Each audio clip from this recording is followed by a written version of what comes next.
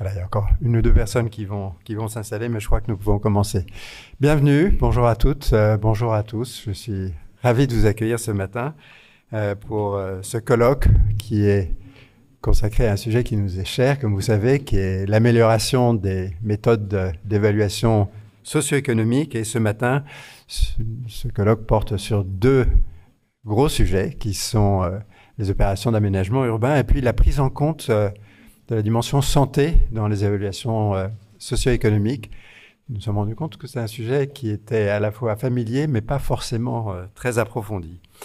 Quelques mots de contexte pour rappeler pourquoi ces sujets d'évaluation socio-économique des investissements publics sont tellement importants et pourquoi il faut constamment faire progresser les méthodes d'analyse et essayer de leur donner le plus possible un caractère cumulatif, puisque au fond, au fur et à mesure des étapes successives de nos approfondissements méthodologiques, se constitue un corpus. Ce corpus, il doit s'enrichir, il doit se confronter au réel. Il faut qu'on voit comment ces méthodes se développent, comment elles sont utilisées. Et puis, évidemment, je le dis parce que quand on fait les évaluations, c'est pour qu'elles servent. Il faut que les évaluations qui sont faites aient un impact. Et donc, le travail et le combat sur la qualité de la méthodologie ne s'arrête pas une fois que la méthodologie est bonne et solide. Il faut encore l'utiliser et surtout tenir compte des résultats que donnent ces évaluations. Ça, ce n'est pas un défi qui se lance forcément à ceux qui font la méthodologie, mais c'est un défi qui est lancé au pouvoir public.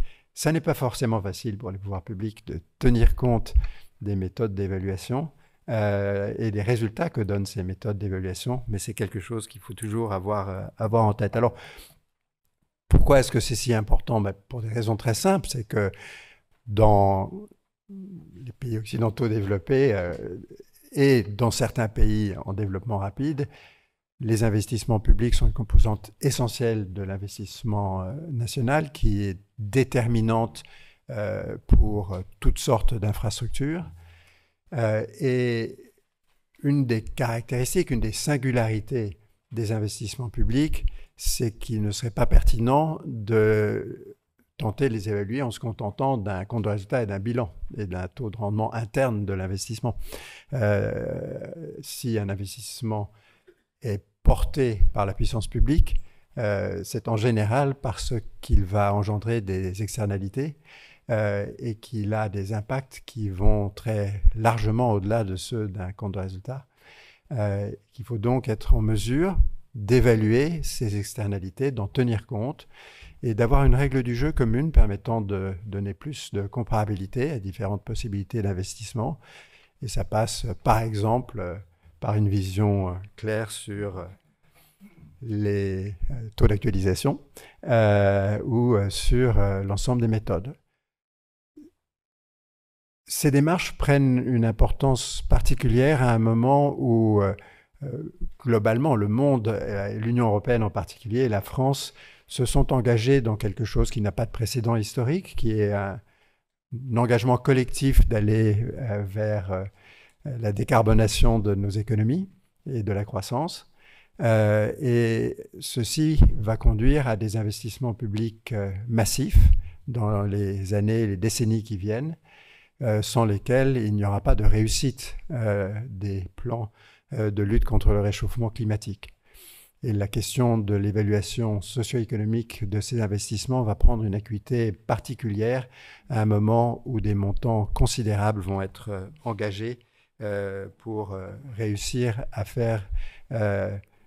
atteindre, autant qu'on peut l'espérer, les objectifs de la COP21, et puis aussi parce que même si on devait les atteindre, il y aura un réchauffement pour se préparer à l'adaptation au réchauffement, parce qu'il y a bien sûr l'atténuation, mais il y a aussi l'adaptation. L'État a engagé depuis bientôt 10 ans, ça sera à la fin de l'année le 10e anniversaire, une action qui met dans la loi l'idée que les investissements publics, les investissements de l'État et de ce qui ressemble à l'État, disons, doivent faire l'objet d'une évaluation socio-économique. Cet engagement s'est matérialisé avec un décret de décembre 2013 et donc nous avons une base juridique qui dit des choses que vous connaissez tous, c'est-à-dire que tout investissement où l'État et ce qui ressemble à l'État engage plus de 20 millions doit être évalué et que quand ça dépasse les 100 millions, il y a une intervention d'une contre-expertise qui est pilotée par le SGPI et qui donne donc un cadre qui est fort et qui a vraiment structuré depuis maintenant bientôt une décennie l'action publique dans ce domaine-là.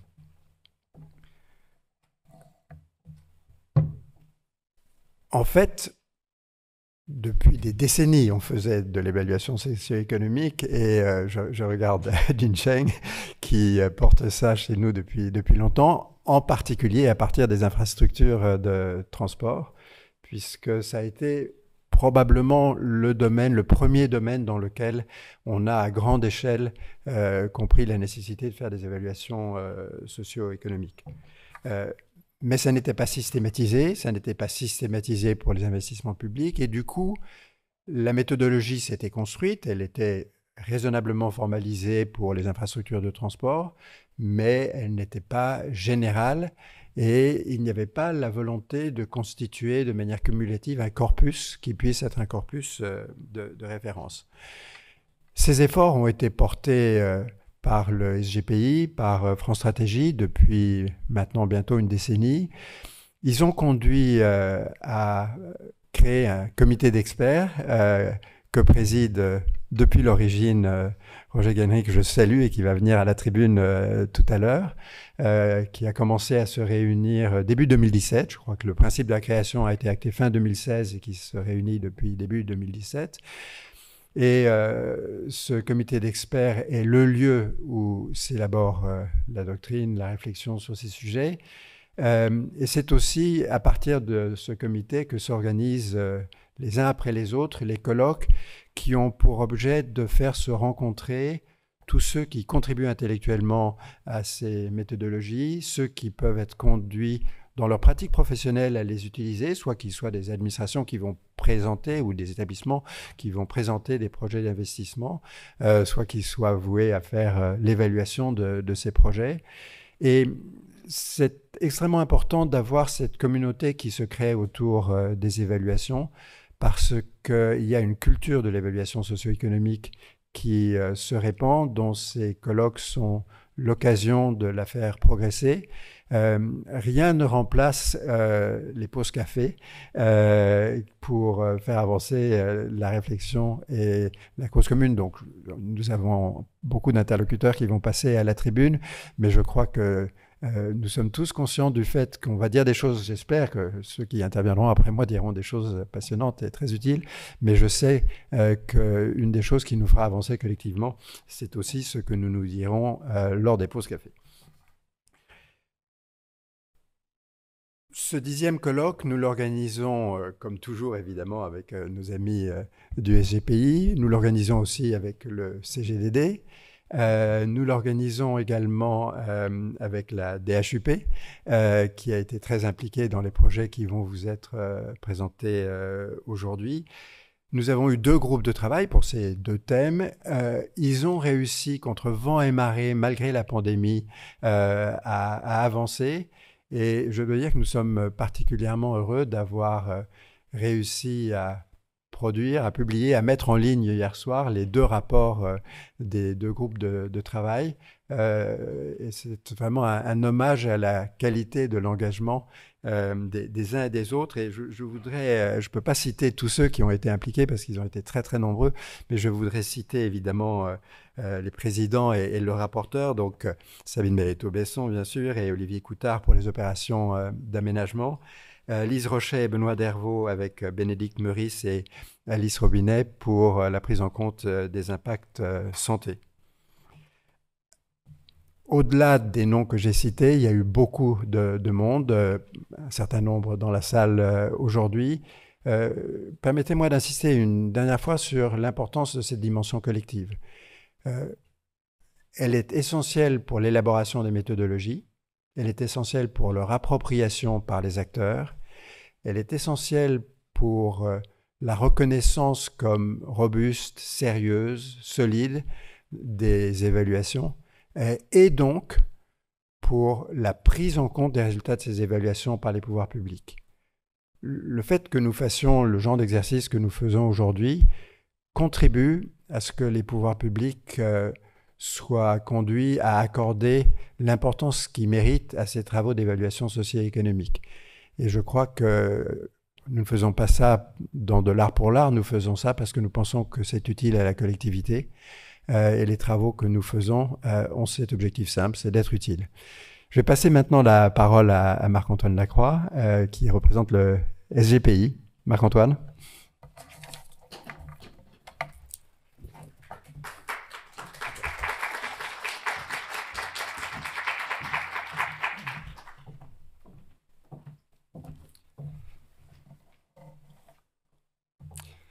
Bonjour à tous.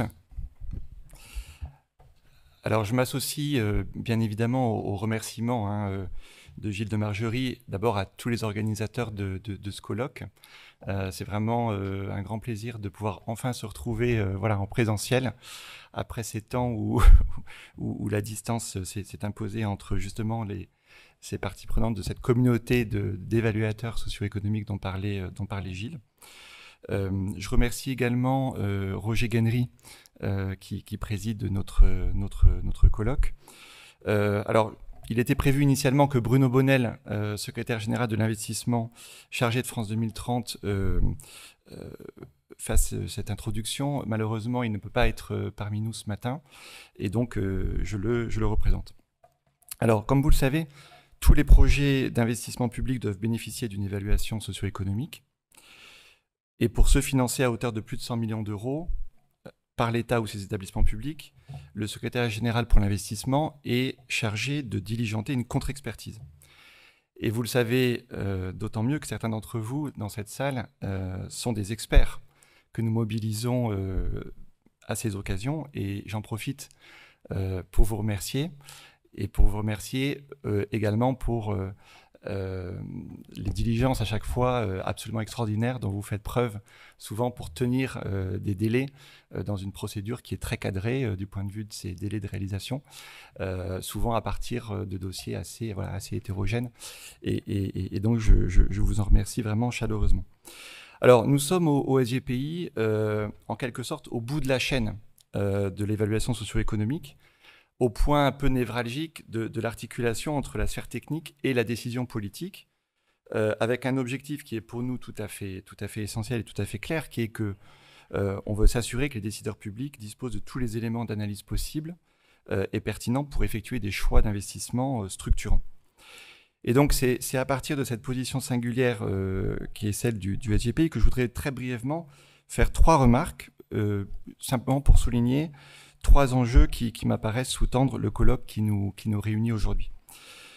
Ma première remarque, c'est pour dire que lorsqu'on regarde globalement les dossiers d'évaluation socio-économique qui nous arrivent, il est indéniable que la culture de l'évaluation socio-économique a très fortement progressé. Et je pense que nous pouvons quand même le saluer, nous féliciter de ce mouvement. Il n'était pas, après tout, si évident il y a encore une dizaine d'années où l'évaluation socio-économique était un mot, était une intention, mais n'était pas encore franchement installée dans les pratiques. Je crois qu'aujourd'hui, on peut vraiment dire qu'on a franchi ce cap de cette première génération d'évaluation socio-économique assise sur des premiers référentiels solides. Et on le voit dans les dossiers qui nous remontent, ceux qui se limitent à des évaluations purement financières ou bilancielles deviennent extrêmement rares, et c'est la marque de ce progrès-là. Alors, ma seconde remarque, ça sera évidemment un peu le revers de la médaille de ma première remarque, c'est que naturellement, les marges d'amélioration que nous avons devant nous, c'est évidemment nous attaquer à des sujets plus ardus, plus complexes, soit parce que les objets d'investissement public sont eux-mêmes d'une plus grande complexité, en particulier parce qu'ils sont multi-composantes, multifacettes, soit également parce que l'enjeu est d'élargir l'analyse socio-économique à des dimensions qui sont au cœur des attentes sociétales, mais pour lesquelles les méthodes, jusqu'ici, même si elles existent, ne sont pas forcément aussi éprouvées que dans des secteurs plus traditionnels, comme par exemple les infrastructures de transport ou autres. Et il me semble que les deux rapports sur lesquels nous allons échanger aujourd'hui illustrent merveilleusement en fait ces deux défis, mais ils rendent également très optimistes en y apportant des réponses tout à fait encourageantes. Le premier rapport sur les enjeux de santé environnement nous montre qu'en établissant une méthodologie d'estimation des coûts tangibles et intangibles des effets de santé, il est possible justement de transférer des avancées méthodologiques d'un secteur, c'est-à-dire le secteur de la santé, vers d'autres secteurs qui étaient moins accoutumés à ces dimensions, et ainsi de rendre explicite le coût de l'inaction et donc de monétariser, de valoriser l'effet de l'action sur cette dimension santé.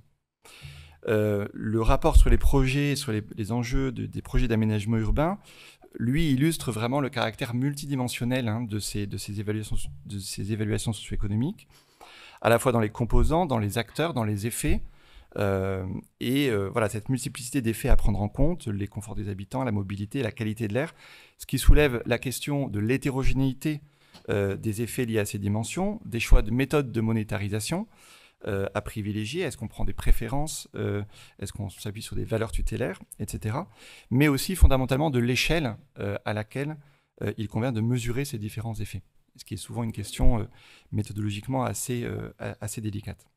Voilà, alors nous allons avoir des échanges, je pense, passionnants sur ces deux rapports, et je voudrais vraiment remercier à la fois les présidents, les rapporteurs généraux, tous les contributeurs qui ont permis ce travail permettant d'aboutir à ces deux rapports qui constituent vraiment des avancées importantes dans notre champ de l'évaluation socio-économique. Mais je voudrais dire que par rapport un peu à ces défis devant nous, je pense qu'ils sont très importants.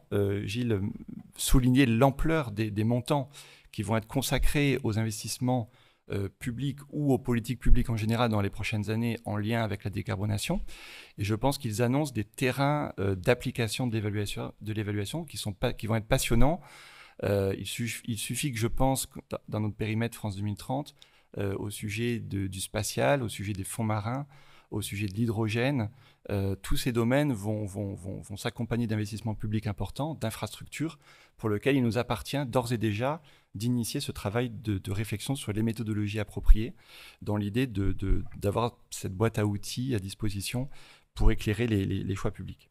Alors, je ferai une dernière remarque et je m'arrêterai là, mais c'est juste pour souligner également quand même un changement qui me semble être un changement de contexte dans lequel s'opèrent nos discussions et l'évaluation socio-économique. En particulier par rapport à la temporalité et la temporalité de la décision politique. Car nous l'avons tous constaté, le temps de la décision politique s'est considérablement accéléré au cours des dernières années, au cours même des derniers mois. On l'a vu avec la crise sanitaire, on le voit aujourd'hui avec les enjeux géopolitiques. Et face à l'accélération de ce tempo, je crois qu'il y a un défi vraiment majeur pour nous, la communauté des économistes et des évaluateurs socio-économiques, c'est que, évidemment, pour que ces analyses restent utiles à la décision, il faut qu'on réfléchisse à la façon de nous organiser pour les produire dans des cadres qui soient plus agiles, tout évidemment en préservant la robustesse. C'est vraiment tout le défi qui est devant nous. Et je suis optimiste là-dessus parce que précisément les rapports produits dans le cadre des deux groupes de travail que nous allons discuter aujourd'hui s'inscrivent parfaitement dans cette nouvelle démarche, je pense, à accélérer. D'abord en s'efforçant déjà de consolider les méthodes qui sont éprouvées et qui font consensus pour les mettre à disposition du plus grand nombre d'acteurs publics. Ensuite, parce que ces méthodes, il ne suffit pas de les décrire dans des référentiels, il faut les décliner opérationnellement dans des fiches outils qui puissent justement être à la disposition des porteurs de projets à leur niveau. Et c'est vrai que c'est un axe qu'on a au SGPI de regarder maintenant systématiquement si, au-delà des référentiels un petit peu thématiques que l'on a, les porteurs de projets à leur niveau sont capables d'avoir des boîtes à outils vraiment les plus opérationnelles possibles. Et je pense que là, peut-être un peu de fertilisation entre le secteur public et le secteur privé serait utile, parce qu'il y a une dimension aussi de conduite du changement, de diffusion de la culture, et que je pense que parfois, les outils qu'on utilise gagneraient à s'enrichir de ces démarches un peu plus opérationnelles et didactiques, par exemple avec des fiches pratiques ou des fiches outils. Et je voudrais vraiment remercier à cet égard le travail sur le groupe de travail projet d'aménagement urbain et enjeux de santé environnement qui pointe vraiment vers cette direction-là et qui nous font franchir des étapes intéressantes. Voilà.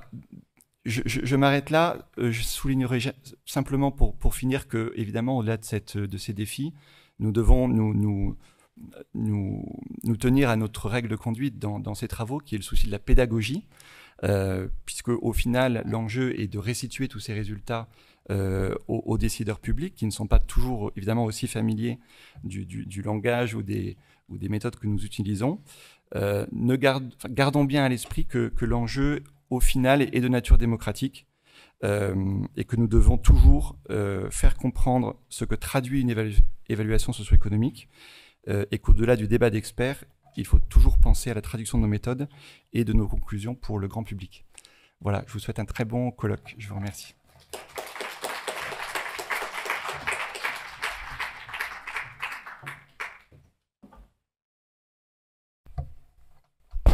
Bonjour à tous.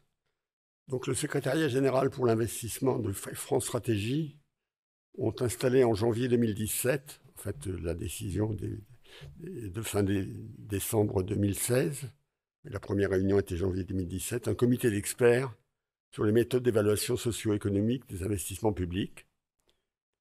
Comité qui m'a été demandé de présider, avec le soutien de Jean-Paul Ourliac, qui est vice-président, et l'appui de Jinsheng Ni, qui a participé à toute l'opération. La mission qui a été fixée à ce comité, qui a été confirmée en 2019, est d'abord de préciser et d'étendre les règles méthodologiques de réalisation de l'évaluation socio-économique,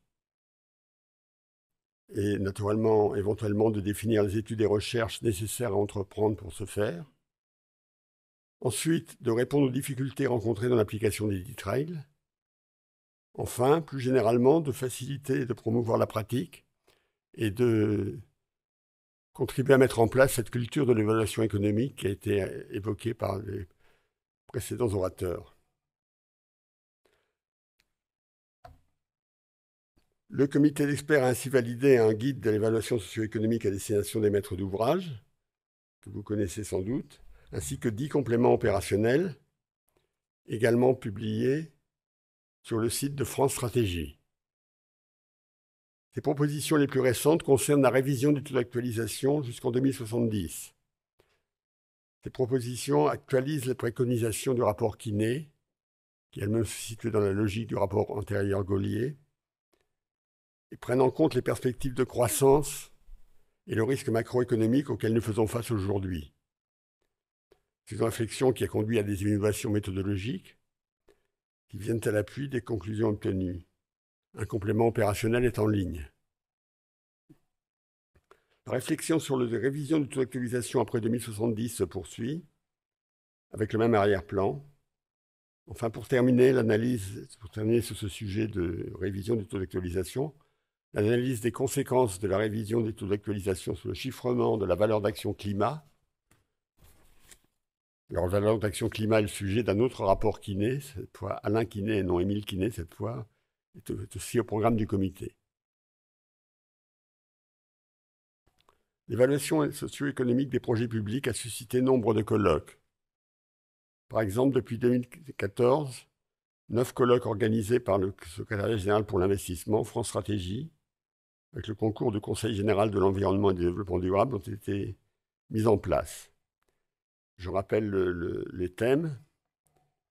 L'évaluation socio-économique des projets de transport, c'était un colloque du 16 septembre 2014. La prise en compte des externalités environnementales, 2 avril 2015. Prise en compte des effets d'agglomération, 22 octobre 2015. La prise en compte des risques naturels et sanitaires dans le calcul socio-économique, 17 mars 2016. Le choix des indicateurs dans la sélection des projets, 14 décembre 2016. Système d'actualisation, 29 mars 2017. La pratique de l'évaluation socio-économique en France, 20 septembre 2017. Projet d'investissement en très haut débit, 5 avril 2018. Et les nouvelles frontières de l'évaluation socio-économique, des investissements publics aux politiques publiques, qui a lieu le 19 novembre 2019. Donc ceci est donc le 10e colloque, en collaboration avec le Commissariat général au développement durable et la Direction générale de l'aménagement, du logement et de la nature, est organisé autour de la présentation et la conclusion des conclusions de deux groupes de travail. On l'a dit, les précédents orateurs l'ont longuement souligné. Deux groupes de travail qui ont été mandatés par le comité d'experts, soit fin 2019, début 2020, et qui ont poursuivi leurs investigations malgré la pandémie, et qui ont eu le mérite de pouvoir conclure et de nous avoir aujourd'hui mis à la disposition les documents qui vous ont été distribués ce matin. Le premier était donc consacré au projet d'aménagement urbain, présidé par Sabine Spaghettos-Besson, et le second sur les effets de santé des projets des politiques publiques, présidé par Lise Rocher et Benoît Deveau. Donc merci à eux pour le travail mené dans ces groupes. Merci à eux d'être là pour présider à la prédiscussion de nos travaux, de leurs travaux ce matin et cet après-midi. Quel sera le sujet du prochain colloque, qui devrait être le 11e, selon le décompte suggéré plus haut? Notre programme de travail du comité d'experts en 2022 a prévu en pointillé un colloque le 22 septembre sur l'évaluation à très long terme sur la base de l'expertise du projet CIGEO, Centre industriel de stockage géologique profond des déchets radioactifs, en collaboration avec l'ANDRA, Agence nationale pour la gestion des déchets radioactifs. Sensibiliser le milieu de l'évaluation socio-économique aux thèmes qui sont apparus lors de l'évaluation socio-économique de CIGEO, c'est-à-dire le très long terme, le risque de dégradation sociétale future, les questions d'éthique et de responsabilité vis-à-vis des générations futures, les limites de l'expertise économique et la place de l'évaluation socio-économique dans la décision publique. Voilà pour le quid du 12e colloque. Des travaux en cours du comité d'experts pourront faire fournir des thèmes candidats aux travaux en cours déjà évoqués sur le taux d'actualisation à long terme et la valeur d'action climat. Il faut ajouter les autres investigations de groupes de travail qui poursuivent leurs réflexions en 2022. 3 groupes de travail sont en place. Le groupe de travail scénario et options de référence, présidé par Kathleen Schubert avec l'aide d'Aude Pomeray. Le groupe de travail suite des rapports d'Émile Quinet 2019 sur l'enseignement supérieur et la recherche. Et le groupe de travail sur l'estimation des bêtas avec Émile Quinet, Frédéric Charbonnier, Philippe Ayoum, Nicolas Rédégère et Michel Massoni.